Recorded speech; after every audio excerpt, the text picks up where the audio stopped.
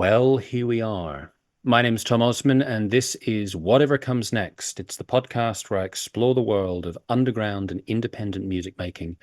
And on today's episode, I am joined by Fernando Feror's Bühring of extreme metal outfit ATER, who have just released their second album, Somber, on Torque Records. There are a number of elements of this episode that I may pronounce incorrectly, and that's one of them. So I did a confusing and complicated thing in the last episode 15 with Dolly Dagger. So it is the first episode where I've actually posted the episode as a video on YouTube. And that was a nightmare. I feel every one of my 42 years in terms of the feeling that technology is passing me by. It took me about a day and a half to manage to get the video so that I could upload it. And then if you have seen the video on YouTube, in case you're wondering why the opening music starts and there's this black screen, and then at the end there's the music again and there's another black screen. I have this beautiful artwork that was designed by Jack Rogers for me, and I was all excited of, oh, this is great, now I get to use this artwork that I commissioned. And then yeah, basically I messed up. And so yeah, let's hope I get it right this time. If you're watching this on YouTube, then I guess you already know whether I managed to get it right or not. But anyway, I'm getting sidetracked. I'm sidetracking myself. I did a slightly confusing thing because I put out the YouTube video of the previous episode separately, or I did the introduction separately. It has a totally different introduction. So if you listened to the Dolly Dagger episode on Spotify or Substack, I would actually recommend that you go onto YouTube and at least watch the introduction that I did on there, because I basically go into the backstory of what the podcast is about and where the idea came from. So I'm not going to repeat all of that again right now, although I am just going to say one thing which will make sense to people who've seen the YouTube video, but will have no context whatsoever to people who listen to it on Spotify or Substack. I said in the YouTube introduction that I previously worked in publishing, which is actually not true. I don't know why I said that. It's a mark of the fact that I make these introductions without actually planning what I'm going to say. I just wing it. I said I worked in publishing. That's not true. I worked in book selling, and I had some experience, you know, 2 steps removed or whatever of publishing. Anyway, watch the introduction if you want that to make sense, and it'll be clear what I'm talking about. I guess to say a bit about ATER, if you're not familiar with the band, probably the first reference point that people would pick up on when listening to it, and I don't think the band would have any problem with this, is Meshuggah. And in fact, the story of how Fernando met the current bandmates. So basically, now Fernando is vocalist, bass player, producer, and he's joined by a guitarist and a drummer, and they met at a Meshuggah concert. And another thing that we get into in the interview is talking about the guitar setup. So you'll recognize pretty quickly when you listen to the album, these are some low tunings in guitar. 8-string guitar, if I remember correctly, but tuned further down. Anyway, you can Fernando can explain it better than me. 6-string bass, could be getting that wrong, but again, we talk about that in the interview. But it's very much the kind of Meshuggah guitar tone. But one thing that I absolutely want to make totally clear, this is not just a band where you listen to it and go, oh yeah, they're doing a Meshuggah thing. I think, to me anyway, Somber is what I would put forward if someone said, oh, Meshuggah is cool, but, you know, have they ever influenced anyone who's made interesting music that doesn't just sound like Meshuggah? I would put forward Somber and say, yes, this, because you start off with that sort of like shifting sands. I hesitate to use the word polyrhythms because I don't really know what polyrhythms are, but there's kind of like shifting sands where you're trying to figure out like, what is the time signature? What is going on here? Like my feet are getting taken away from me at all times. There are elements of that, but it's the other aspects that really elevate this album. With ATER and with Somber, there are these various different melodic aspects or different styles that come into the music, and it's not as simple as just saying this is the heavy part and this is the melodic part. There are elements that are surprising, like there's a kind of wailing guitar solo in there, just one of them. There are a couple of really sort of standout parts that just make me go wow, like on Ignis Immortalis. There's a section in it, like I forget how long the track is, but basically like the last third or the last quarter of the song, it just completely opens up into this majestic, I don't even know what to call it. It's some kind of like religious chanting. It's absolutely awesome. Like it makes the hairs on the back of my neck stand up. I don't want to oversell it, but it's very, very cool. So anyway, all I'm saying is listen to the album. You're probably going to think Meshuggah first of all, but listen to the whole album.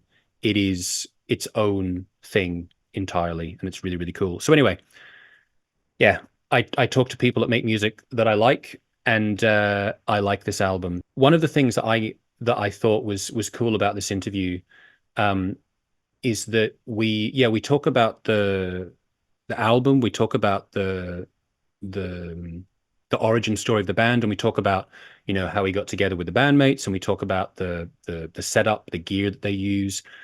But I was really interested, and I don't know how much this is going to be a topic that comes up in other interviews with Fernando.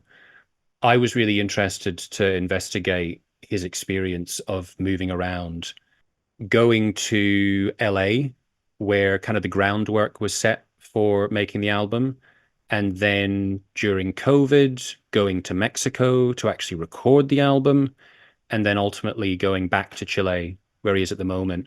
And so I sort of asked him about, culture shock and the impact of being in these different places that it had on the music. And I don't know. I just have a feeling that this is not something that he has talked about or necessarily would talk about in other interviews. So anyway, as I'm starting to do more on this podcast, and as I talk about on the YouTube introduction to the Dolly Dagger episode, having started this podcast without sort of, a firm, clear idea of exactly what it was that I was doing, in the sense that I was just, I wanted to interview people that I found interesting. But as I have progressed, I've sort of had a clearer picture that I really want to explore the experience of independent music makers or people involved in independent music making, and understand, the obstacles and the practicalities and the things that need to be considered. Part of what I talked about with Fernando is about the making of the album, and specifically that they outsourced the mastering to a pretty big name in production, which is Ted Jensen. And if you don't know the name Ted Jensen, you will definitely know some of what he's mastered. The probably top on the list of most famous projects that he's been involved with is Hotel California by the Eagles. He's also mastered American Idiot by Green Day, and also Come Away With Me by Norah Jones, and now he's mastered ATER. Quite an eclectic mix. I have learned over the past weeks and months doing research for the Every Album Ever with Mike and Alex podcast that sometimes mastering engineers do have incredibly eclectic CVs. But from a little bit of the kind of, practical side of things for people who are in bands and are making records and who want to get a mastering engineer involved, there's a bit of a discussion in terms of what Fernando did and kind of like, the various costs. We also got in a little bit to talking about his role outside of the music. So Fernando is kind of operating most elements of the running of the band, so the social media, organizing merchandise, things like that. So we had a bit, we got into the practicalities of running the band a bit as well. One thing to mention just now, if you are interested in owning a copy of Somber, for the time being, you can check it out on streaming services. I think it's also fully available on YouTube in addition to the music videos the band's got up there. But Fernando mentions in the interview that there will be vinyl and CD versions of the album coming out, just not available yet. If you want to follow the band, the best place to go to is their Instagram channel, which is ATER_dark. And if you go there, you will see in their profile picture, there's a very striking photo of the three of them standing in, I don't know what you would call the outfits. They look potentially kind of medieval or otherworldly. And that was one of the things that I found most striking about the band was this look. It's incredibly impressive look. And so we do talk about that. It's in fact taken from one of their music videos, or it was organized for one of their music videos. So yeah, striking in terms of the sound, also striking in terms of the visuals. But anyway, I think I've done more than enough rambling at this point. If you're watching this on YouTube, then please give a thumbs up, post a comment. I guess that's the thing that you're supposed to do in these things to help the algorithm, blah, blah, blah, blah, blah. I'm slightly new to this whole YouTube thing. Well, in fact, I'm incredibly new to this whole YouTube thing, but I've heard that's, what you're supposed to ask people to do. If you're listening on Spotify, 5-star rating would be glorious. It would make me happy. If you are listening on Substack, please subscribe. That would also make me happy. And if you're listening on Apple Music, then I guess I finally got my act together and it's there. It really should be very, very soon if it is not there already at the time that you listen to this, in the way that time gets all distorted when you're recording and then who's listening and when they're listening, etc., etc. It's late in the day. I'm getting confused. You can follow me on all social media at Tom Osmond Sounds. If you're interested in the weird experimental music and sound spoken word stuff that I'm making, you can go to tomosmondsounds.com. I also do kind of a bit of a blog on there at the moment where I'm documenting the project I'm working on at the moment with Augurio Drama, who is a sound maker and also, in fact, a record label owner. He has a record label called Drama Recorder, which is where I put out my previous album, a collaboration with Existent Non-Existent, which I've now forgotten the title of, which is crazy. Industrial State of Mind. There we go. You can check that out at tomosmondsounds.com. Other than that, I think it's about time that we get into the interview. So, Fernando, ATER, here we go. Hello, hello, hello. Hey there. Nice to meet you. Yeah, Fernando, Tom, nice to meet you. Nice to meet you, Tom. You have your background is as impressive as and in tone as like the cover art that you have. Is this completely unrelated, what you've got in the background? It is related. It's the back cover of the album, actually. Ah, it's the back cover of the album. Very cool. Yeah, Yeah. it's I'm definitely going to get into that a bit later. There's in terms of the visuals that you've got going on with the band, there's a lot of you got a lot of cool striking stuff going on for sure. Awesome. Thank you. But yes, so we're here to talk about ATER. I hope I'm pronouncing that the way I'm supposed to pronounce it. Is that how you say Perfect. it? Yeah, that's correct. And obviously you've got the band's second album coming out soon. Although I guess the first one it was just you, right? And now you're a three-piece. Is that correct? That's correct. Is there going to be some kind of release party, or are you going to be doing some kind of special shows for the release? We will be doing a release show. There's about to be announced. It's in June, and it's going to happen here in Santiago, Chile.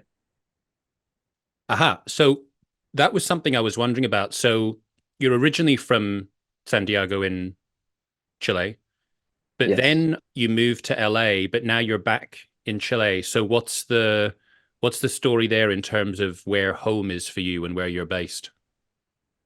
Okay. Yeah, this is where I'm originally from, Santiago, Chile. And I lived about 7 years abroad, about 5 years in California, and then two more years in Mexico City. And right now I've been back in Santiago for about a year, and I honestly feel like I'm floating around a little bit, but it's good to be back. to touch base a little bit. But I'm focusing on the band, and of course, of playing live is one of our main goals. Yeah. So, whatever it takes me. And what does that mean in terms of the dynamics of the band, playing, doing shows, rehearsing, and everything else, with you being in Chile? Are they there with you? Yeah. Well, Josh, the guitar player, he's coming in about 2 weeks from now, and we are gonna be, working out the material, the new set, building a new show basically, and also working on new material. So we will be doing that. Stefan, the drummer, unfortunately, he cannot join us at this time, but he's still gonna be rehearsing and doing everything on his own. So whenever it's time to tour, we simply get together maybe a week prior to the actual tour dates, Yeah. rehearse, get everything tidy, and just go.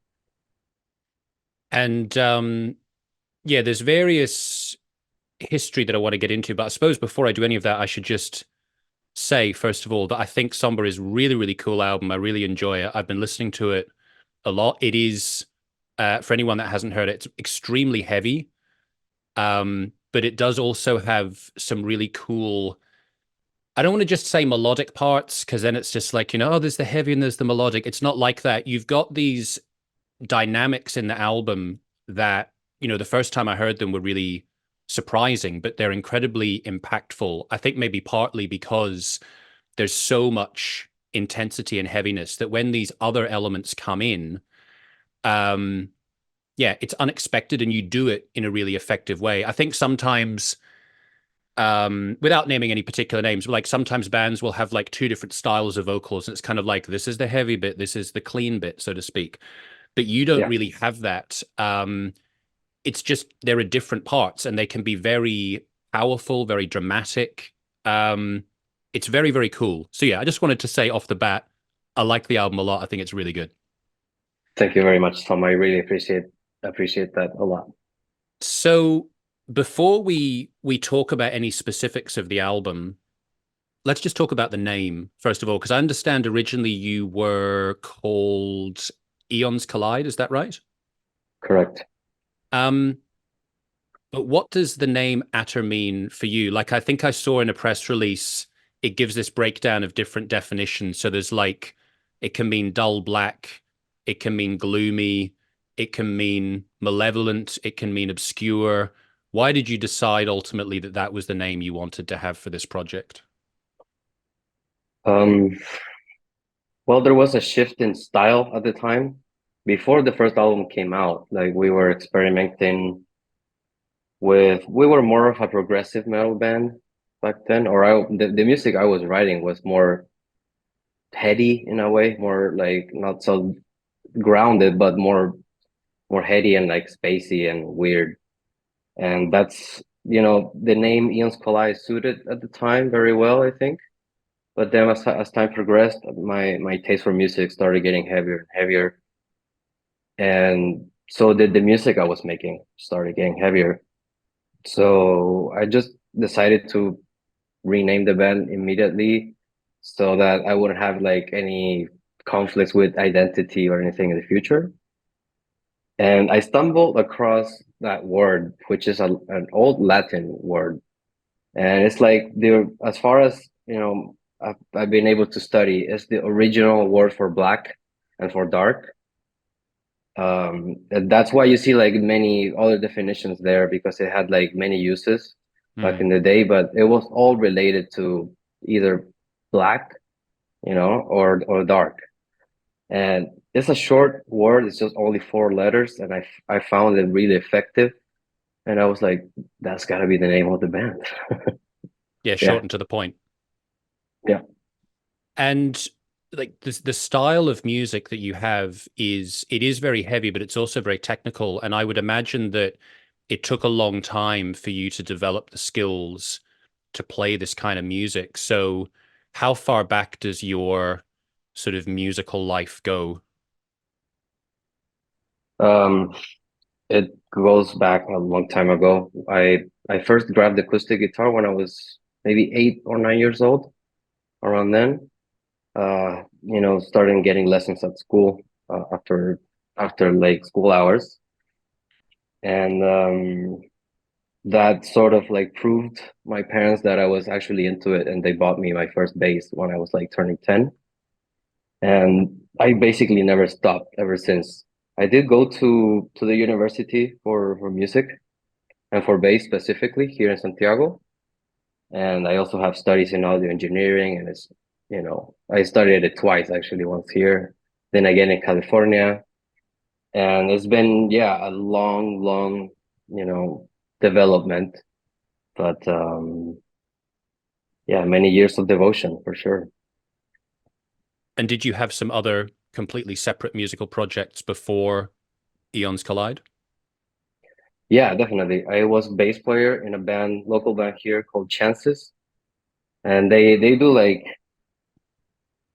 it's like between post-hardcore and like metalcore, but Mm. new metalcore. It's like, I don't know. It's very cool band, and now my role with them is I'm the producer. I produce their records, and I'm still part of the family, but I don't play with them anymore, of course, because I moved and everything. And I had other like maybe high school bands, cover bands, and stuff like that, but I never really was into any other bands that much before my own. Yeah. So just to get an idea, like, going as far away as we can from what you're doing at the moment, when you were in covers bands, what were the kind of songs that you might be covering? Well, first with my brother, my younger brother, he's a actually a quite a good drummer, and we used to play at home, a lot, and we were playing stuff like Primus and Faith No More, and we were playing all the 90s like alternative stuff, and also some older shit like Rush and Led Zeppelin and that kind of stuff, because we had like some sort of a mentor. Like my mom had an old friend, this hippie guy, and he would come over sometimes and show us cool music and how to play it from a very early age. So it was very cool. Yeah, that's the kind of stuff we were playing. Then when I was like in high school, I guess I was playing more just metal covers, and the Mm. stuff that I was playing back then was like Suicide Silence, As Blood Runs Black, Despised Icon, and all the like the great deathcore bands that were like popping at the time. Yeah, I feel like if your starting point is Primus and Rush, like that's already pretty technical. Yeah, I guess so. Yeah, It's not so simple. Even like Led Zeppelin, I feel sometimes listening to Led Zeppelin, it doesn't sound like it's that complicated, but then when you listen to the bass parts, you listen to guitar parts, like it's difficult. it is difficult. They play with time a lot. It's you can write it as sort of as something, but it's quite not that. It's like you have to move around it a little bit, so you're actually playing what they're playing. So that was like the main sort of thing that I learned from them. Yeah. Yeah, I know what you mean. They sort of, yeah, they do subtle little things that are just kind of like not what you would naturally expect, and you sort of have to fit yourself in to be able to recreate that. Um, Yeah, so so you started Aeons Collide in 2010, right? yeah, And then 8 years later, you released your debut as ATER, Eternal Grey Spiral. I'm sure a lot happened in between those 2 points, but maybe you can give a bit of a sort of an overview. How did you get from that starting point to putting out your first album? yeah. Just like you say, a lot of stuff happened in between. When when I started going to college for music, um, I started writing songs. That was my main goal. I always wanted to just write my own music, and I needed sort of the theoretical tools to accomplish that in a way that would satisfy me and my ambitions. And so as soon as I started learning, I started writing, and that was like back in 2010. So I collected a bunch of songs, and I decided I would make something out of it, and that's when Eons Collide was born. And I tried, different to include different band members at the time. Um, some other classmates I had, and some other people were interested, and I did try for like many years, probably until like 2015 or so. I even had like a few vocalists that came in, and like it never happened, you know. Most of them found the music just too ambitious and too weird to play, and it just didn't work for me. So I was looking to sort of expand my horizons, and I decided to move to California because I had an opportunity to go study there. So I did that, and a year later, I released the album just on my own after like I finished mixing it over there. And immediately after, like maybe a week after the release, I met the guys that are now in the band. At a Meshuggah concert, right? Exactly. Yeah. We were at a Meshuggah concert, and I was with Skip, who is the guy that makes the strings for us right now. And he introduced us like very, very briefly, and I just like had happened to grab their Instagram, and then we just kept in contact until we actually started playing together. And were you looking for bandmates at that time, or was it just sort of a happy chance occurrence? To be completely honest with you, at that time, I was about to give up Wow. Okay. on the project because yeah, I released the album and I was like, I don't know what's gonna happen now. I can't play live. I can't do much with it. And yeah, that was very discouraging. So I was sort of deciding to give my producing career a focus, my engineering, and I started working at different recording studios in California and in Los Angeles. So at the time, I wasn't really looking for anything. It just happened, Yeah. and it took my shift back to music, and now I'm full time at it. And what was that like when you moved over to Los Angeles? Was that your first time spending, a significant amount of time outside of your home country? I've traveled before to Europe and like here and there, maybe a month in total length. Um, but more than that, not quite. So it was my first experience living abroad for sure.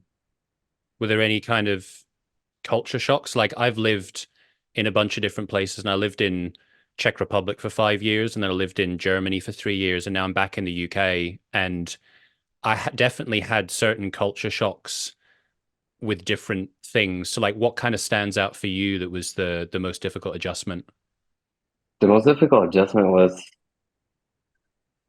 I couldn't afford a really nice place to live at the time.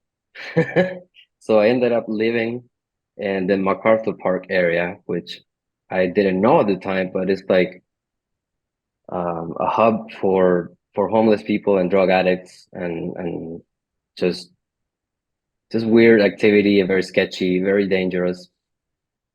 And I had no clue, and I ended up living in an apartment there in a very sketchy corner for almost 2 years. I spent there, and man, some extreme stuff happened, during that time over there, and that was a culture shock because even though in Chile we have rough, you know, places and everything in the city, just there's something about how it happens in the States is just different, There's more homeless and more drugs, and it's just crazy. And I was like quite shocked at first.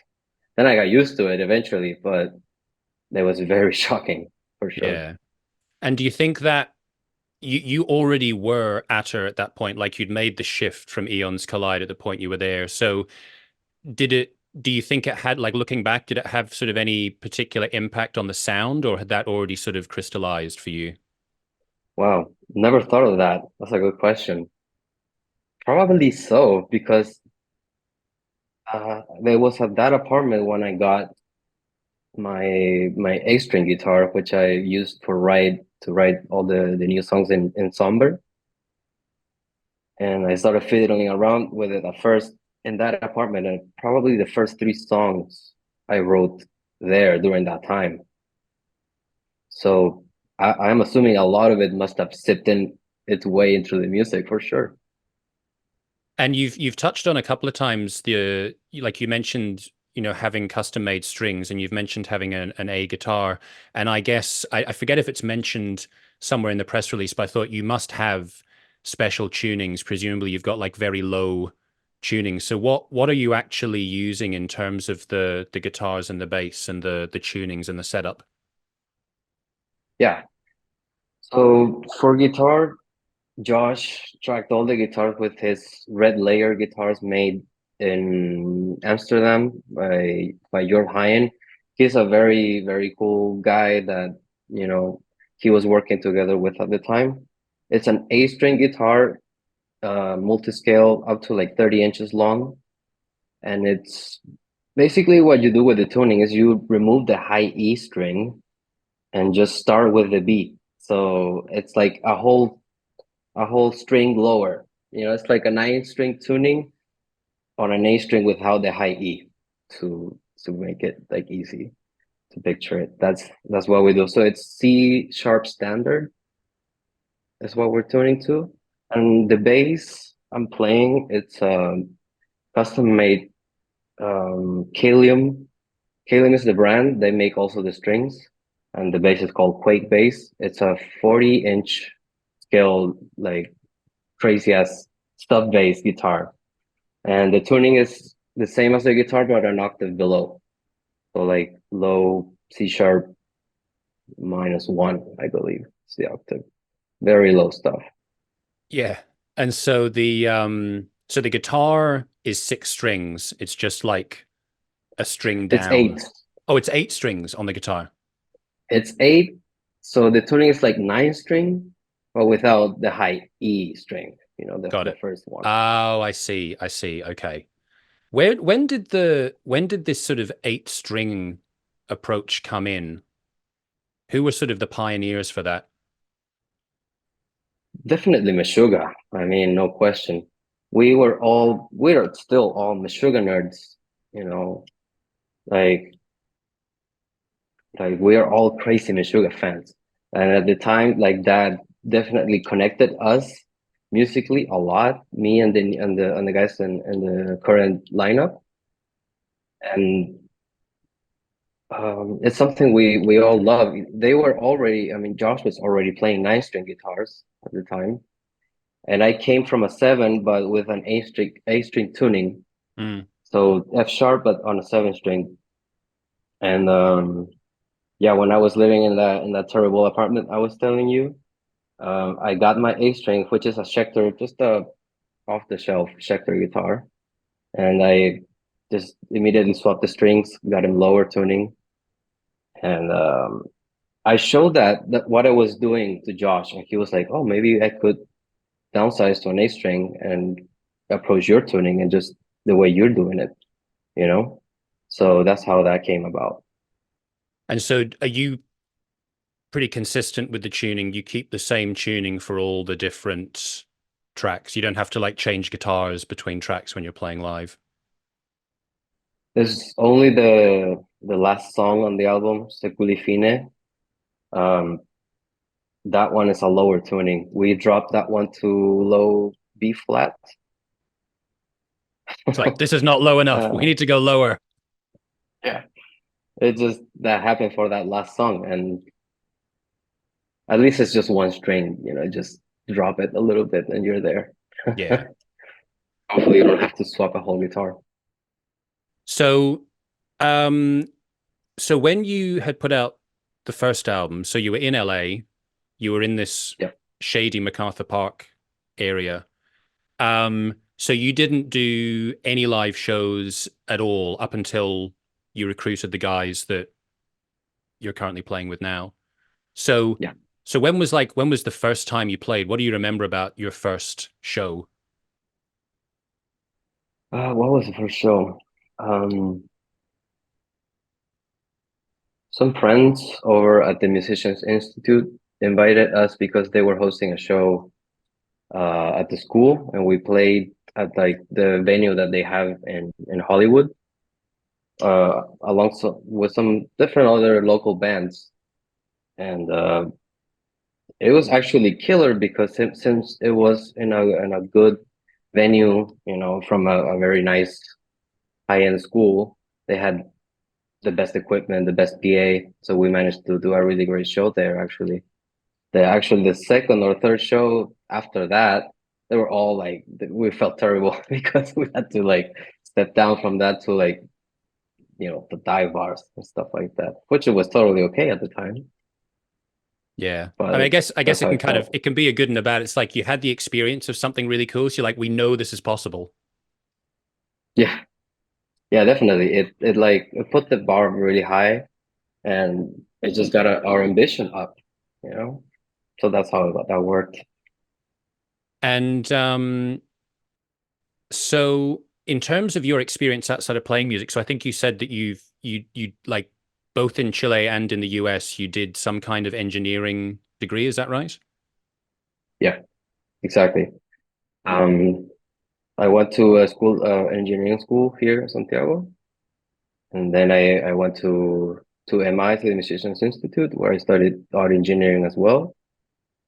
And then yeah, after that, I just spent the next 5 years working in recording studios.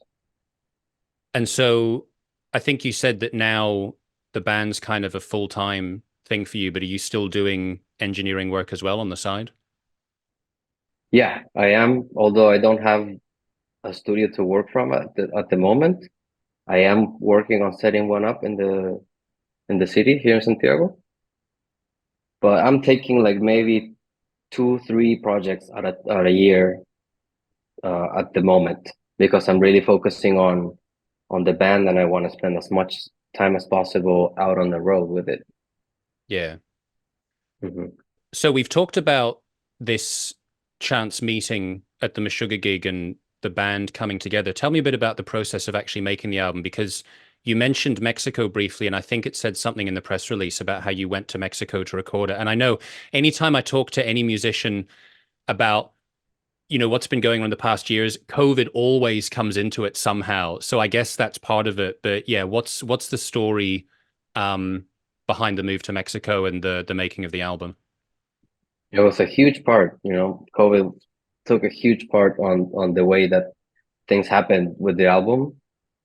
I wrote most of it myself in my bedroom, and we collaborated on a couple of tracks. And Josh wrote all the lyrics for Ignis Immortalis, our first single.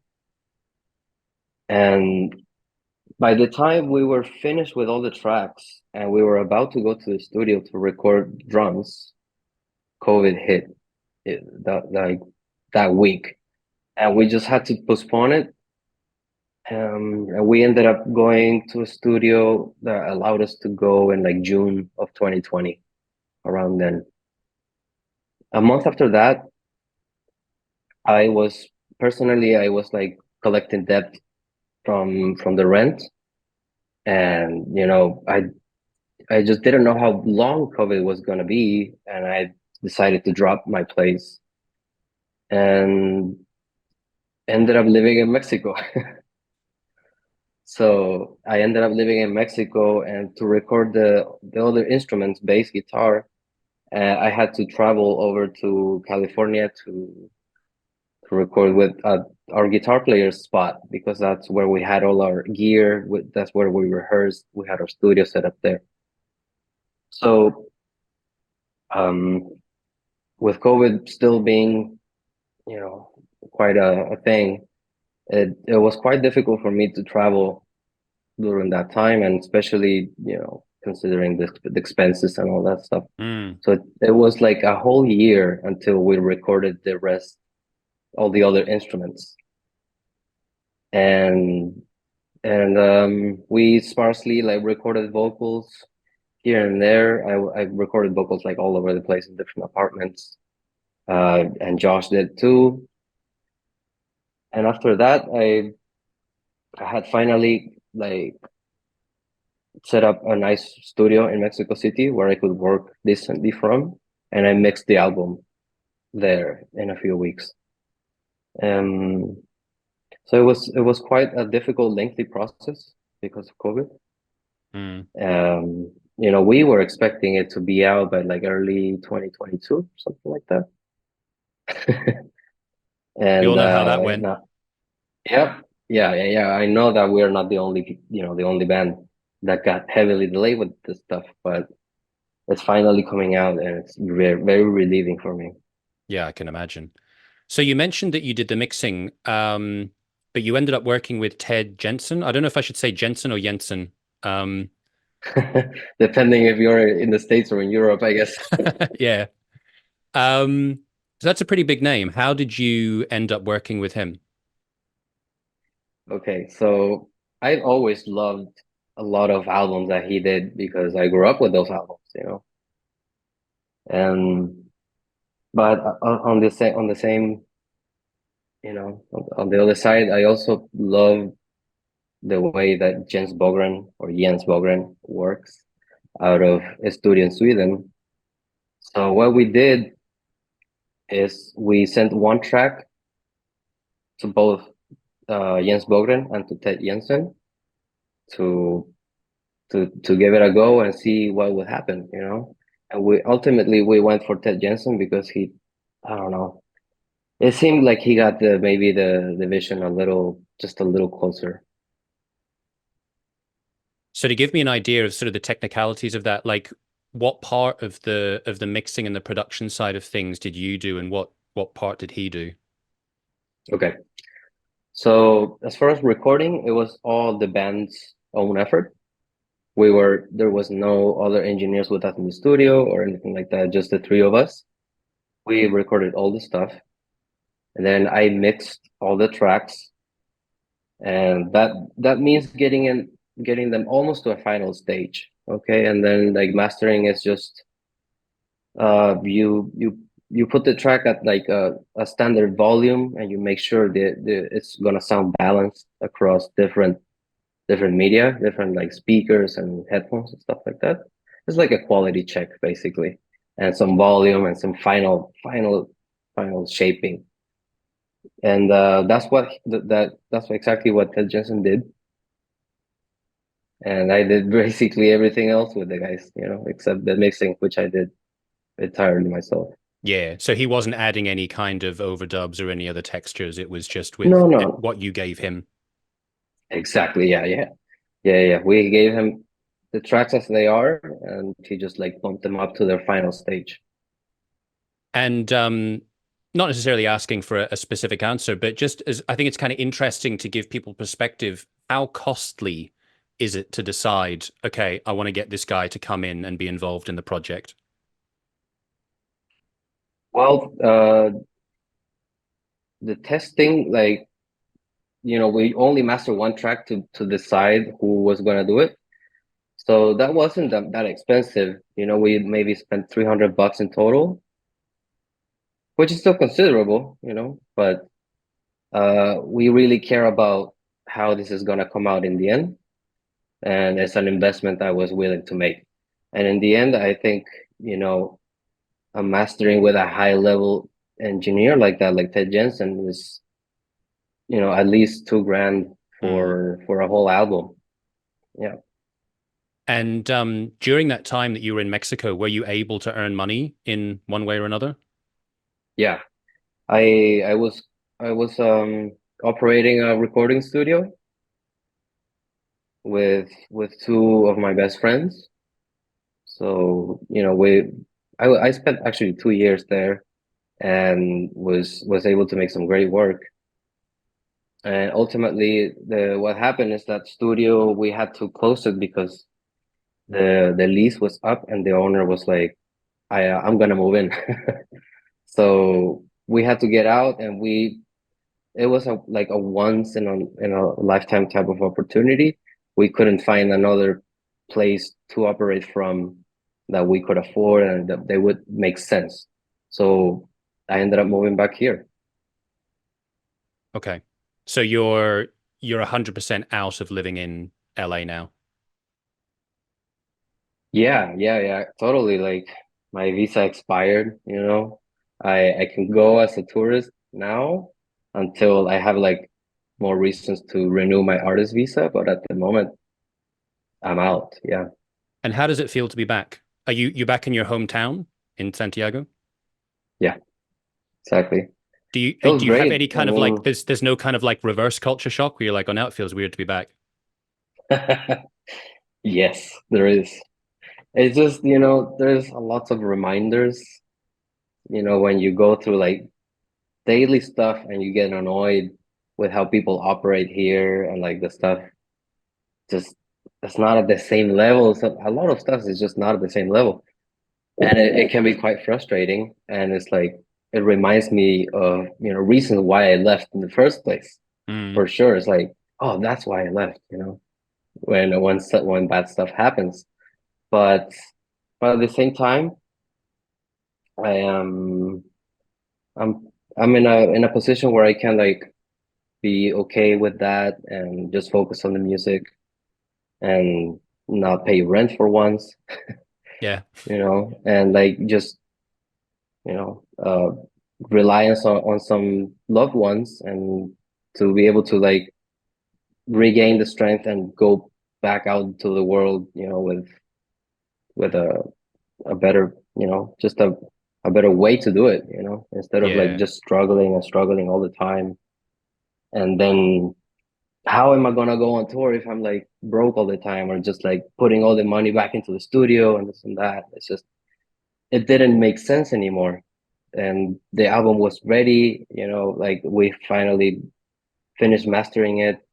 I was like the studio, was closing. I was like, I need to make a shift here. Yeah. And I decided to just give it a go with the music. And is anyone kind of like uh are you like the traveling returning rock star now that you're coming back that you've been living in LA?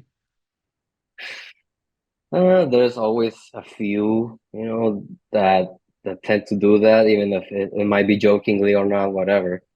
But honestly, not that much because I'm not that present on like social media and this and that. I'm more like a passive user. I'm not posting all that much.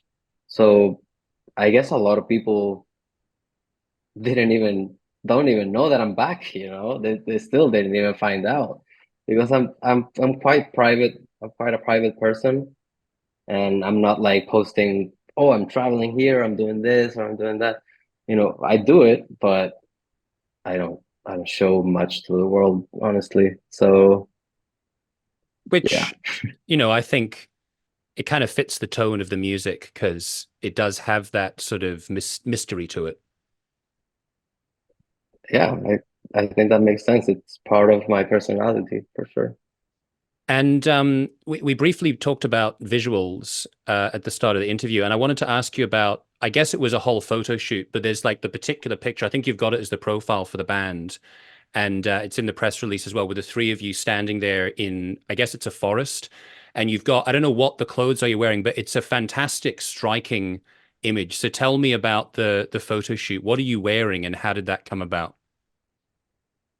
Yeah, so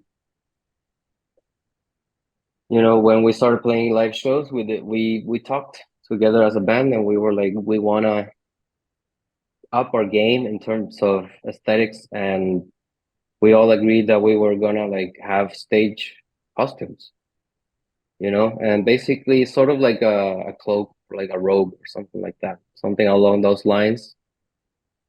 Um, and we created the first batch around by ourselves.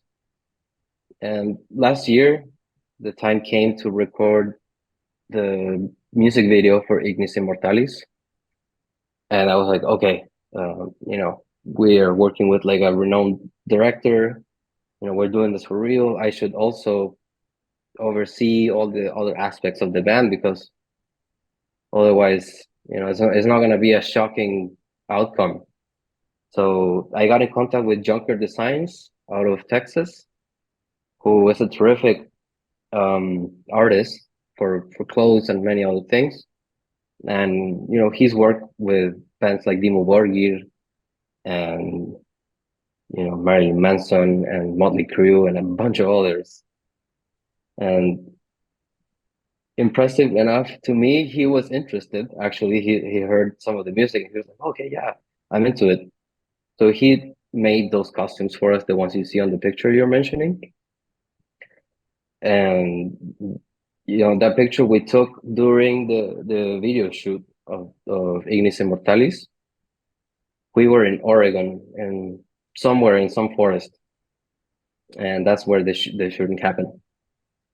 Yeah, it's very, very cool. Because it's also it's got again this sort of otherworldly aspect to it. It's like, where are these guys coming from? What is this about? It's more sort of more sort of mystery to the whole uh makeup of the band, the way that it comes across. And you've mentioned Ignis Immortalis a couple of times, which is one of the standout tracks for me. And when I was talking about having these different dynamic passages, and like that one in particular, when it breaks into this other passage, it's really majestic.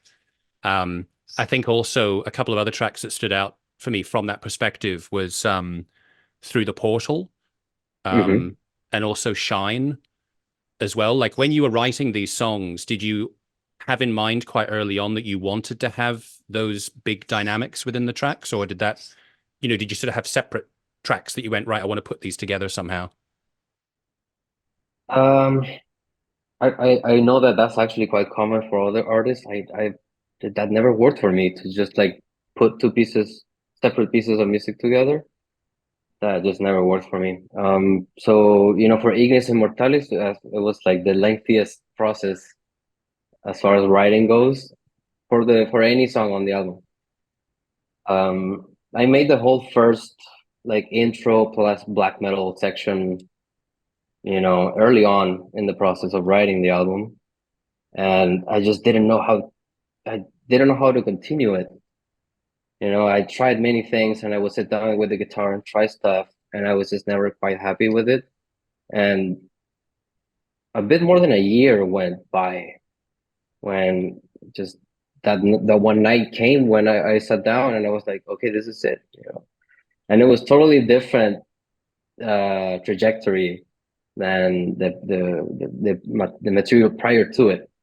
So it just happened. It just happened. Like I felt that needed to be there, and I laid it.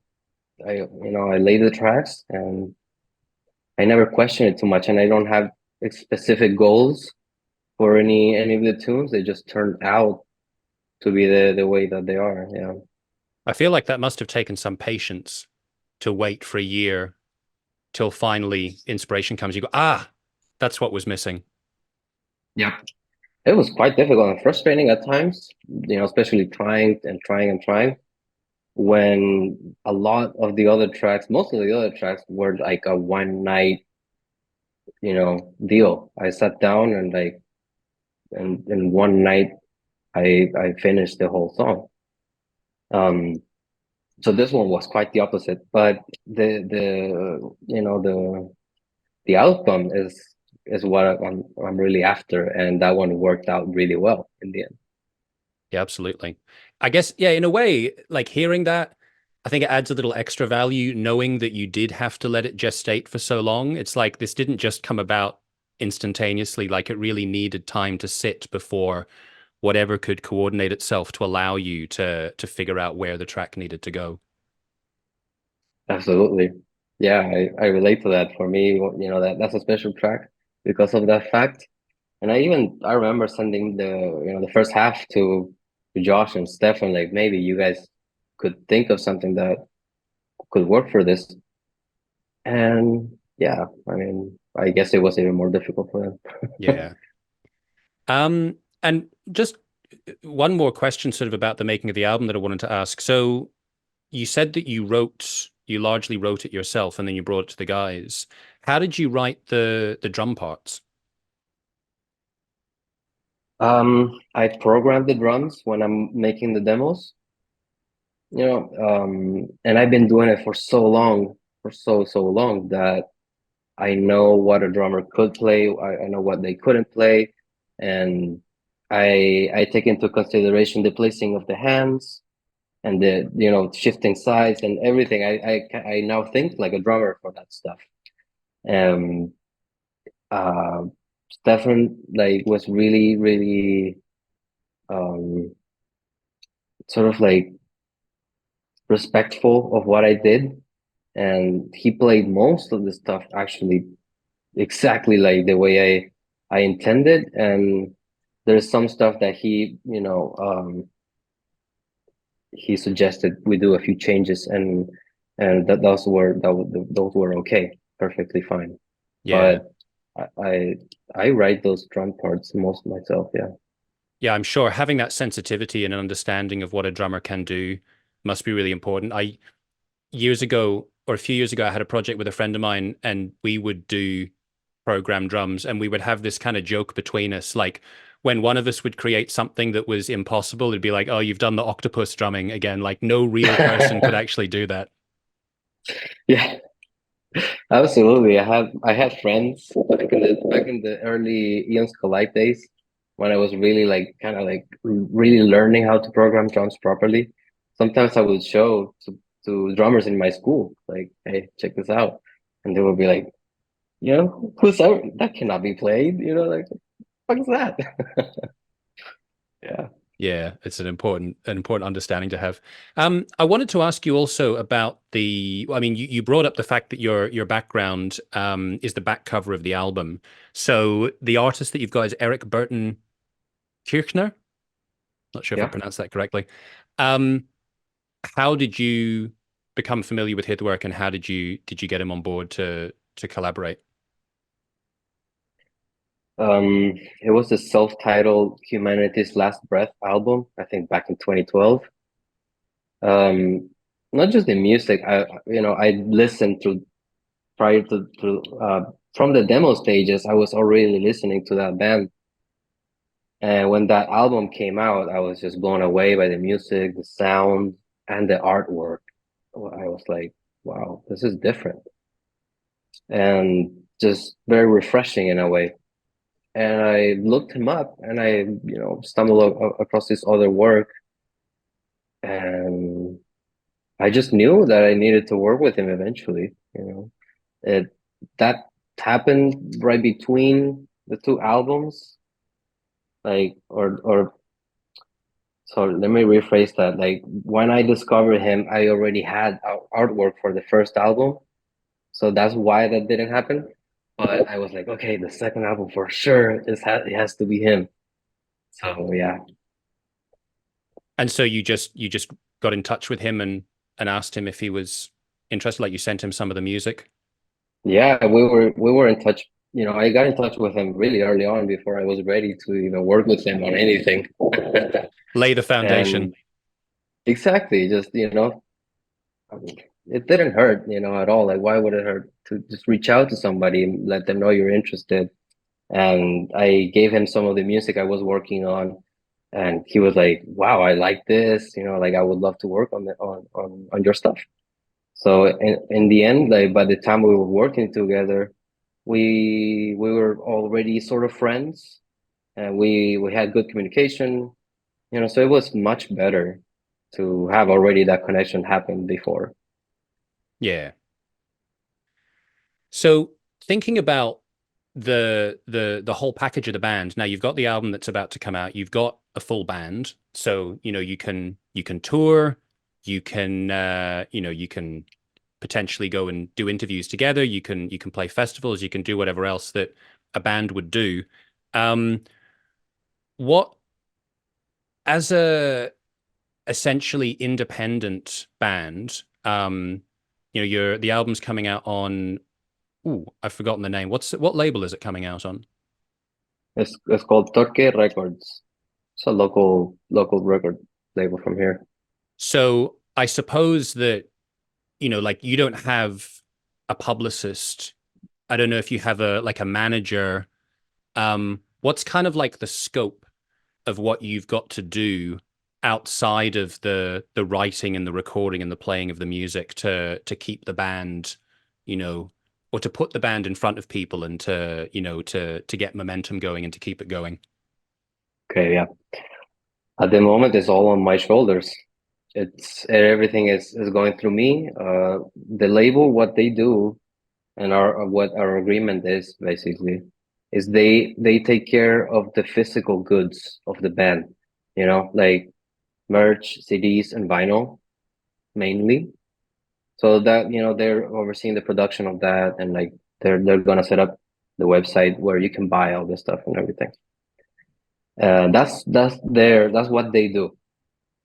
They don't do anything else besides that, you know. So I am the manager, and I am the one reaching out to like PR agents and to, you know, booking agents and other bands to potentially do stuff together. You know, everything is going through me. I decide who's gonna like make the music videos, who is gonna master the album. Well, a lot of decisions are also, I go back and check with them, with the other band members to see what they think and everything. But ultimately, I take the decisions, and you know, I hope to have some relief and someone else helping me in the future. But at the moment, I don't see the need for that because I can do it, and I like doing it. Honestly, it's okay with me, you know. Even though I would like to spend more time writing music for sure, that's okay. There will be a time where we're busy enough and I can, you know, delegate that stuff. For now, Yeah. I'm fine doing it. And thinking about the coming release of the album and people buying it and people keeping track of the band, what's the best way for people to get hold of the album? What formats is it coming out on? And what's the best way for people to follow the band? The right now the best way to follow us is definitely Instagram. It's where we're most active. So at ATER_dark this is how you find us. And the album is gonna come out first in the streaming form, of course, the 19th of April. And it should be everywhere all at the same time. It's also gonna be on YouTube with like a full album streaming stuff.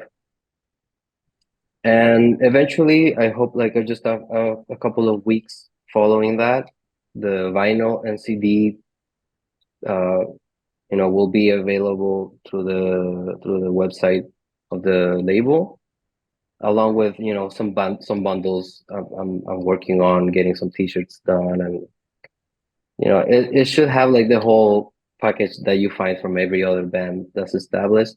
You will find that. It's gonna be a little time. Yeah. And in terms of shows to promote the album, so you mentioned the release show. Do you have any other dates lined up? Yeah, we're working very last few details for a Latin American tour that's gonna happen in August/September. Yeah, we're very close to announcing it now. Cool. And so, are you planning to do any festival shows? Like, is it a support tour you're thinking of, a headline tour? What kind of setup? The For the Latin American tour, we just probably sort of co-headlining with another band from Colombia called Estadur. Um, they have a longer career than us and everything, but we're just trying to promote both bands. That's how we're doing this tour. And for other plans, as far as festivals and, you know, other opportunities, I am open, you know, and if there's any booking agents or promoters watching this, I encourage you to get in contact with me because we are looking for those opportunities. And how should they get in touch with you? Okay, so if you go on our Instagram, you know, you find all the contacts, but the easiest is just contact at ater.cl. Okay. Is that I'm never quite sure. Like, if you go on Bandcamp and it's like contact the band and you can click that, you never know who it's going to go to. If they go to the Bandcamp and click on that, is that the email that it directs to? Yeah, that that should work too. And every email that you find that's related to the band, I will get them and I will be the one responding. So it's gonna be, you know, very personal contact for sure. Yeah. Well, Fernando, thank you very much. It was great to talk to you. As I say, I've really enjoyed listening to Somber. I think it's super cool, and yeah, I'm looking forward to seeing what the band does next. And I hope that you get a really good reception for the album when it does come out. And I hope you have good shows coming up in South America and beyond. Thank you so much, Tom. I really appreciate that. Thank you for having, for making the time and listening to the album. I appreciate that, and thank you for inviting me over. My pleasure. All All the right. best. Thank you. Thank you a lot.